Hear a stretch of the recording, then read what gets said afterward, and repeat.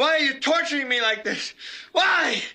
Hello everybody. Well, the Bombers VFL team was on action on Saturday night, live in prime time on 7 Mate. Only the one AFL game on, the Richmond Gold Coast game on tonight. Bit of an upset there with Richmond beating the Gold Coast.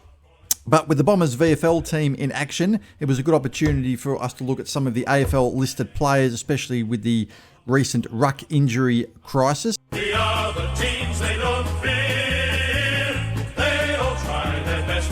As I am narrating this video, Essendon still has not sent Sam Draper in and got the official scans yet. They're getting that tomorrow morning, but it looks like it is going to be a long-term injury. These Achilles injuries are often season-ending. Everyone's hoping it's not as serious as what we think, but I think the worst is pretty much confirmed, even though it's not officially confirmed. Oh, come on!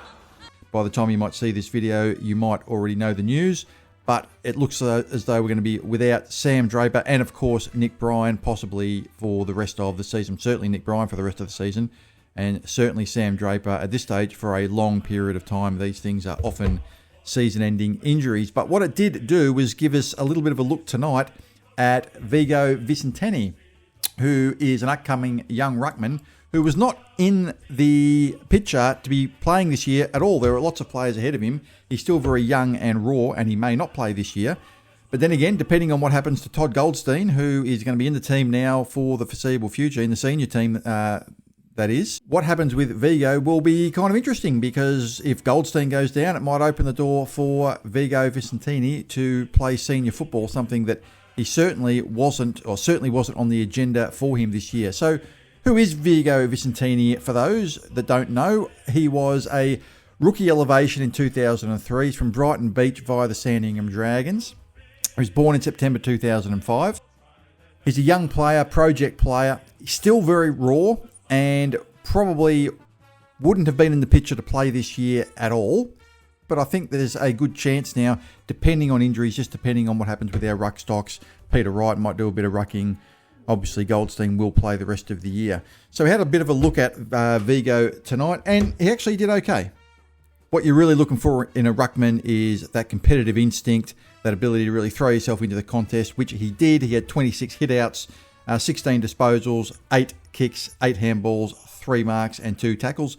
I don't think he was best on ground or anything like that, but he did show that in an emergency, he might, and I stress might, be capable of filling the void if he has to in the senior team. I don't think he's ready, but in the case of an emergency, he might be able to hold it down for a game or two. We will see. There was a bit of a scare right at the end of the game as the siren went. He went down clutching his knee, and everybody was looking at it thinking, oh my God, not again, what is happening now? But it looked like he just got up off and hobbled off, and he looked okay, so hopefully that's nothing serious.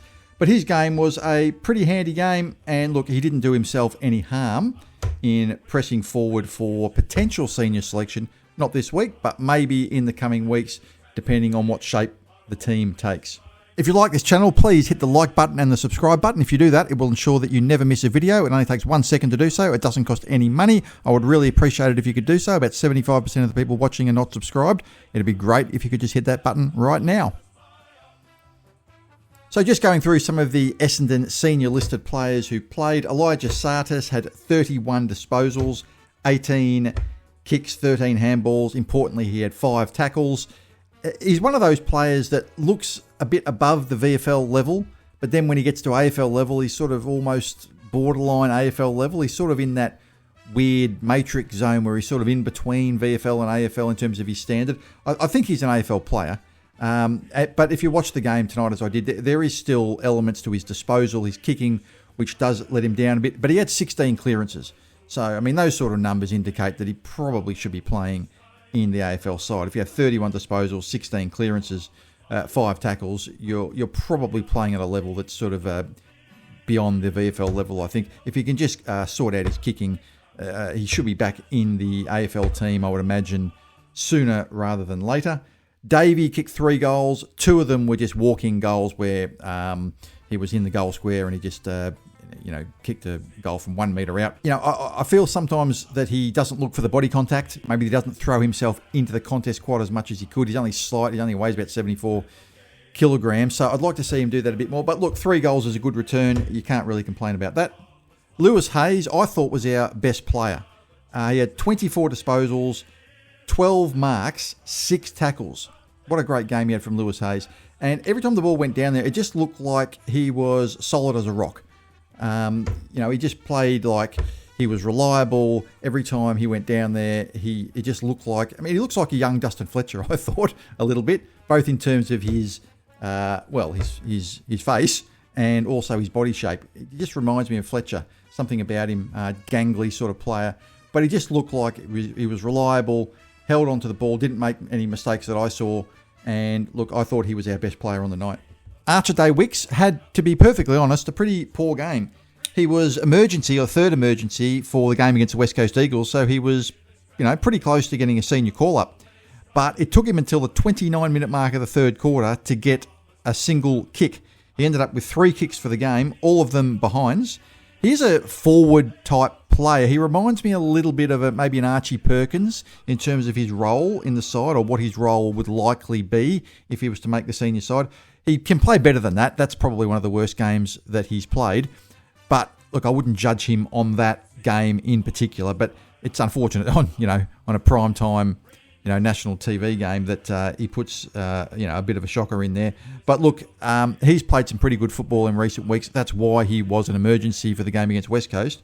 But look, it has to be said, he didn't have a great game on Saturday night. Zach Johnson, everyone's always very interested in Zach Johnson, their last pick in the draft, pick 70. Everyone's excited about this player, and he showed a bit, and he always gets a lot of the ball. He had 22 possessions, didn't dominate, was wasn't best on ground or anything like in some other games where he really is a shining light. But look, he was a very, very solid player there. It looked like he was sort of playing across half back from what I could gather. I keep on hearing that he needs to work on the defensive side of his game.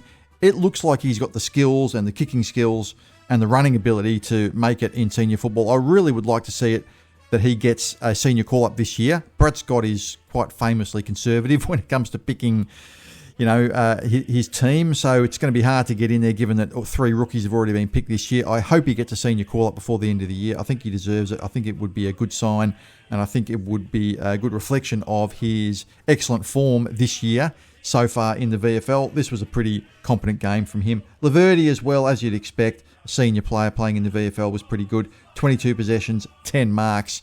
Not everybody's a big fan of Laverty. A lot of people do get frustrated with him.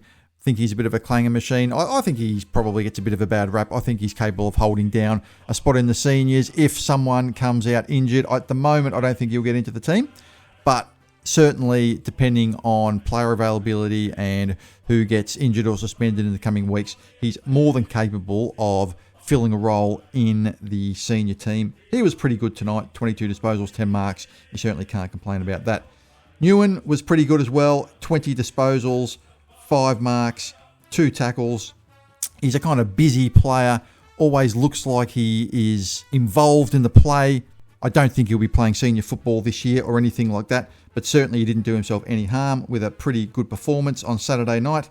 Reece Unwin as well. I like the look of this player. He's got a good left foot kick on him. Didn't really get a lot of the ball tonight. Kicked a goal, which was good to see. Just 13 touches and 5 tackles. I don't think he'll be playing senior football, but I would expect he would get into the senior team possibly next year. I think he's probably a next year project. I don't think he'll quite get there this year. But it was a reasonable game from Reece. For Reece, it's all about consistent performances. He just needs to put some consistent games together to make sure he's at the forefront of the mind of the selectors. Cale Jerem was another one. Kicked 1 goal, 11 disposals, 2 marks. He was pretty quiet the last game I saw when the VFL team lost to Werribee a couple of weeks ago. He still needs to work on his tank. And he's the type of player, and I know it's difficult as a forward, but he's the type of player that can go missing for large periods of the game. I'd like to see him just get a bit involved more. He's a big-bodied player. He looks a little bit like Jonathan Brown in terms of his body shape. Once he gets a bit of a tank and I think can move a bit further up the ground as well. I mean, that's what's required these days, even from your key forwards, right? To be able to, transition to in between the 50-metre arcs and to push further up the ground. Once he develops that part of his game, which I don't think will be this year, there's a good chance that next year he could be playing senior football. I don't think it'll be this year. It wasn't an outstanding game, but he was not our worst player. So what do you guys think? Did you watch the game? Even if you didn't watch the game, what do you think we should do in regards to the structure of the side with our 2 key ruckmen out now? There's a number of different things we can do. We can just have the 1 ruckman in Goldstein. We could have 2 ruckmen. We could have Goldstein and Wright. We're taking Wright away from the forward line. We could have Goldstein and Visentini. We could have any sort of combination of these players. I don't know. There's lots of different things we could do. What do you think should be the structure of the side going forward, and how do you think the side will cope, and how do you think the side will look with the injuries to these key players? I'll leave it at that now. I hope you enjoyed this video, everybody. Have a great day, and as always, go Bombers.